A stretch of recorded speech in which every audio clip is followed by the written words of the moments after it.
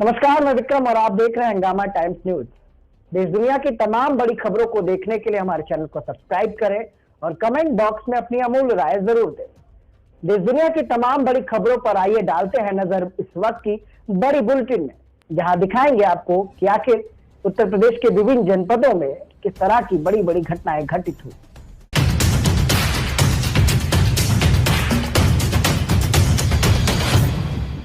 आप हाथ लगाइए। हाँ बस ठीक, सामने देखिए। आज की प्रेस वार्ता का प्रमुखता का उद्देश्य बताने से पहले हम अपना रेफरेंस आपको देना चाहते हैं।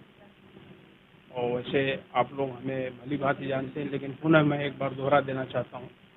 सहयोग एवं कार्यकर्ता सहायता प्रकोष्ठ भारतीय जनता पार्टी उत्तर प्रदेश का मैं सह संयोजक हूँ प्रदेश का, मनरेगा का राष्ट्रीय अध्यक्ष हूँ, ऑल इंडिया मनरेगा मजदूर यूनियन का, और ICDS वर्कर का भी राष्ट्रीय अध्यक्ष हूँ, संस्थापक अध्यक्ष हूँ। इसकी स्थापना ही 1983 में मैंने किया था और शायद पूरे भारत में आंगनबाड़ियाँ मेरे नाम से ही जानी जाती हैं। विभाग को बाद में जाना जाता है क्योंकि मैंने लगातार संघर्ष किया 40 वर्षों तक। और वैकल्पिक आचार शिक्षा मदरसा अन्वेषकों का भी मैं संरक्षक हूँ। अपने सरकार में आपने देखा होगा 4 महीने 23 दिन लक्ष्मण मेला पे मैं लगातार बैठा था और मेरा ही एक तंबू बचा था जिसको प्रशासन ने कभी उखाड़ने की हिम्मत नहीं दिखाई, क्योंकि संघर्ष में बल होता है और मैं संघर्ष किसी भी सीमा तक जाके करता हूँ। आपको फॉर एग्जाम्पल एक उदाहरण मालूम होगा, भारत की पहली बड़ी घटना मेरे हाथ से हुई थी सन 1998 23 सितंबर 1998 को। मिस्टर अरुण सिंघल गोरखपुर तत्कालीन जिलाधिकारी को बाढ़ पीड़ितों की समस्या पे मैंने बहुत मार मारा था और 17 जून को राजन शुक्ला DM बन के आए थे। स्पेशल मेरी गिरफ्तारी के लिए ही भेजा गया था उन्हें गोरखपुर। उनकी भी धुलाई यही हुई थी, क्योंकि गलत मैं बर्दाश्त नहीं करता हूँ।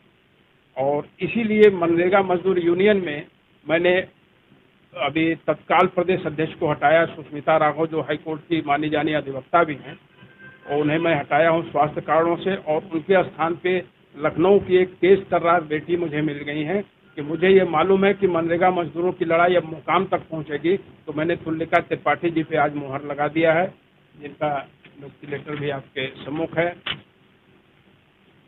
इसका मुख्य उद्देश्य है मजदूरों का विकास, क्योंकि भारत में चाहे वो राजनेता हो किसी भी पार्टी का, चाहे वो IAS IPS अफसर हो किसी भी सरकारी उसमें विभाग में, वो केवल शोषण करता है तो गरीबों का, और गरीबों में मजदूर तबके का ही शोषण होता है।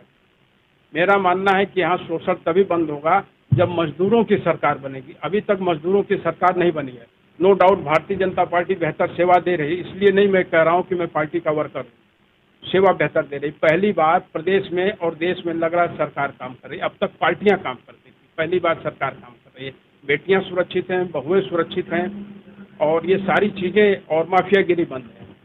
इनको दृष्टिगत रखते हुए मैं योगी जी को विशेष धन्यवाद देता हूँ। योगी जी मेरे शहर से सांसद होते थे, मेरे छोटे भाई हैं, वो मंच से मुझे बड़ा भाई बोला करते थे।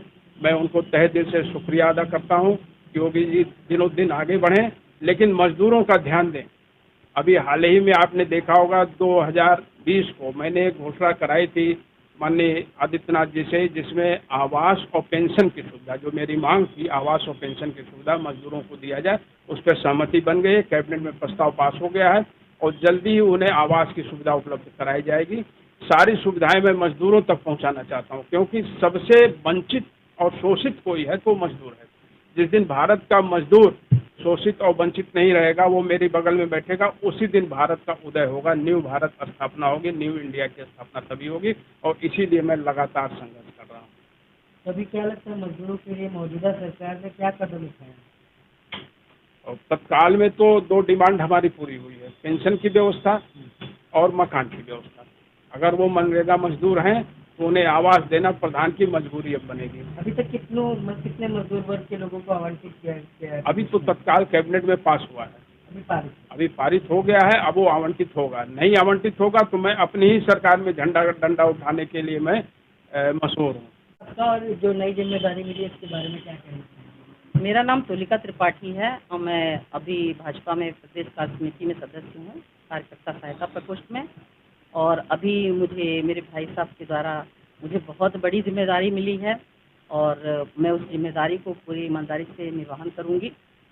जो जिम्मेदारी मुझे मिल रही है मजदूर का, मेरे को मिल रहा है प्रदेश का सारा जिम्मेदारी, जो उनका रख रखाव, उनके जो बोलते हैं उनके साथ जो अभी अन्याय हुआ है उस पर हमें कदम उठाना होगा और उनको जो है अच्छा जीवन निर्वाहन हो उसके लिए मुझे हमेशा प्रयासरत रहना